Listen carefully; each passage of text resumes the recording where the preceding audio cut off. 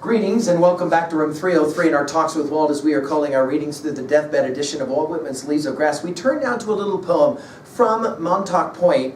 This is poem number 3 of the 58 of Sands at 70, the first annex. And now we come back, we return back to a place that Whitman loved as a youth. Although he doesn't talk about it in that way, scholars have pointed out this is one of those places that Whitman knew really well.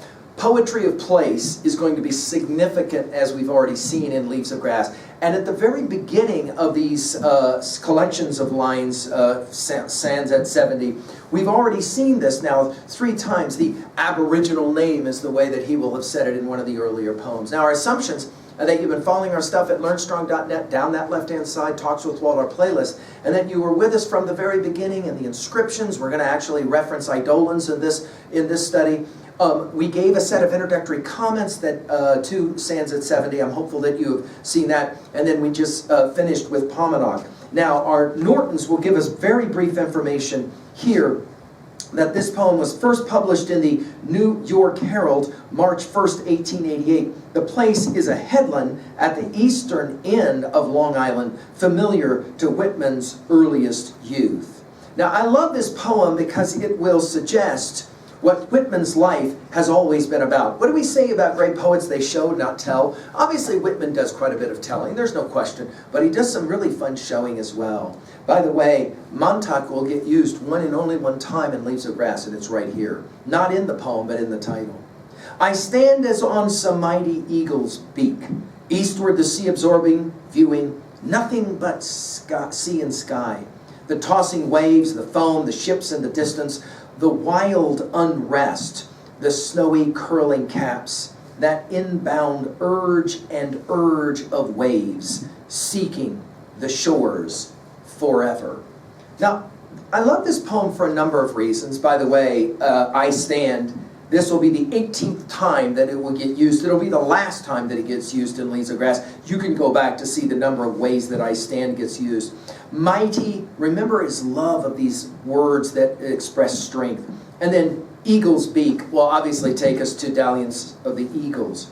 Eastward, the sea absorbing, viewing, and then in parenthetics, nothing but sea and sky. And it's this image, right? As a child, he will have stood and looked at the power of the ocean.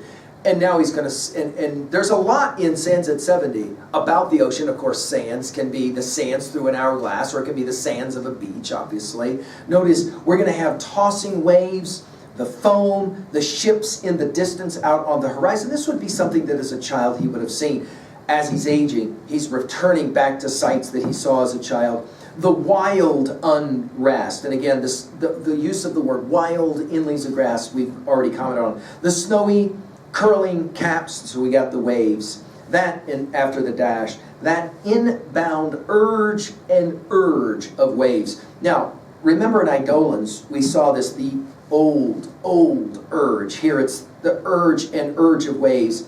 And then finally, seeking the shores forever. Do you remember his use of the word seeking, and from pent-up aching rivers, seeking something yet unfound? And then the last word is the word forever. This notion, and we saw this in earlier poems, the idea that as we age and as we get ready to leave and go bye-bye, that it's not the end, that there's this cyclical understanding, it's forever and forever. Well, what exactly is it that he's saying here? Well, I think his argument is that life is always about change. It's always about seeking. It's always about curiosity, of course, one of the words that he loves in Leaves of Grass.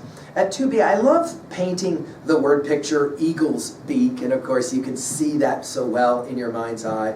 At 3a, well, think about the power of the search. Think about the way in which all of the classic poems are about the search. Obviously, the 2 poems of Homer, as well as Virgil's Aeneid, as well as Dante's Inferno. Even think about Paradise Lost.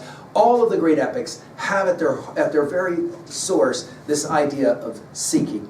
But I want to comment just really briefly on Tennyson's Ulysses. You remember that last line, to strive, to seek, to find, and not to yield? That idea that life is about seeking, which begs now a 3b question as we finish a little poem like this. What are you seeking for, especially in your study of Leaves of Grass? I'm hopeful that our study, even though these are really short poems, they at least give you pause for a moment to make you think. Thank you.